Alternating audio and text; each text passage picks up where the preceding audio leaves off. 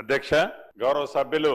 రామ్మోహన్ రెడ్డి గారు కానివ్వండి, వీరేశం గారు కానివ్వండి, పాల్వాయి హరీష్ రావు గారు కానీ అడిగిన విషయాలు ఏవైతే ఉన్నాయో, ఒకటి రామ్మోహన్ రెడ్డి గారు అడిగింది మహబూబ్ నగర్ జిల్లాలోని 2 మండలాలు గండేడు, మహమ్మదాబాదు, వికారాబాద్కి జిల్లాలకు షిఫ్ట్ చేస్తే అక్కడుండే నిరుద్యోగ యువతకి మంచి జరుగుద్దని, అదే రకంగా వీరేశం గారు వారి నియోజకవర్గంలో కొత్త మండలం ఒకటి కావాలని, కొత్త డివిజన్ ఒకటి కావాలని, అదే రకంగా హరీష్ రావు గారు టౌను రూరల్లో ఉంది, బైఫర్కేషన్ చేసి 2 మండలాల కింద విడగొట్టమని అడగటం జరిగింది. ఇంకా ఈ సభలో చాలా మంది సభ్యులు ఈ రెవెన్యూకు సంబంధించిన కొన్ని గ్రామాలు, కొన్ని మండలాలు సైంటిఫిక్గా శాస్త్రయుక్తంగా చేయని కారణంగా ఒక గ్రామానికి ఇంకొక గ్రామానికి మండలానికి ఇబ్బందులు అవుతున్నాయని, అదే రకంగా మండలాలని ఉండాల్సిన సైంటిఫిక్గా ఒక జిల్లాలో కాకుండా వాటిని పక్క జిల్లాలో ఉండటం వలన మాకు ఇబ్బంది కలుగుతుందని,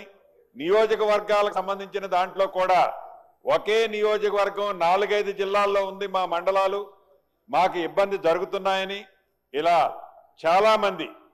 ఆనాటి ప్రభుత్వం రాష్ట్ర విభజన జరిగిన తర్వాత ఈ మండలాలు, కొత్త మండలాలు చేసే విషయంలో కానీ, కొత్త జిల్లాలు చేసే విషయంలో కానీ సైంటిఫిక్గా చేయని కారణంగా ఏదో మొక్కుబడిగా వారికి మ్యాజిక్ ఫిగర్ రావాలనో, వారికి కలిసొచ్చే అంకె ప్రకారంగానే జిల్లాలు చేయాలనో,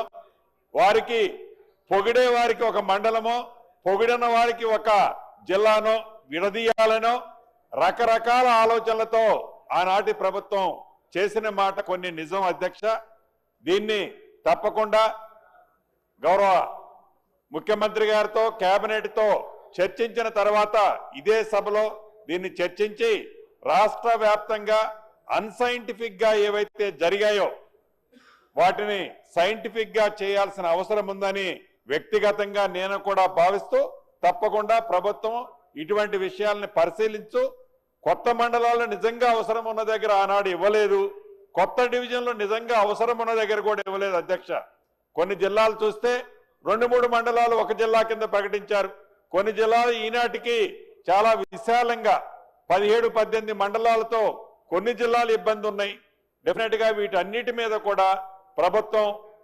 పరిశీలించి ఒక నివేదికను తెప్పించుకొని ఈ శాసనసభలో చర్చించి నిర్ణయం తీసుకుంటడం జరుగుద్దని తమ ద్వారా గౌరవ సభ్యులకి, రాష్ట్రంలో ఉన్న ప్రజలు కూడా కోరుకుంటున్నారు అధ్యక్ష. వారికి కూడా ఈ వేదిక ద్వారా తెలియజేస్తున్నారు.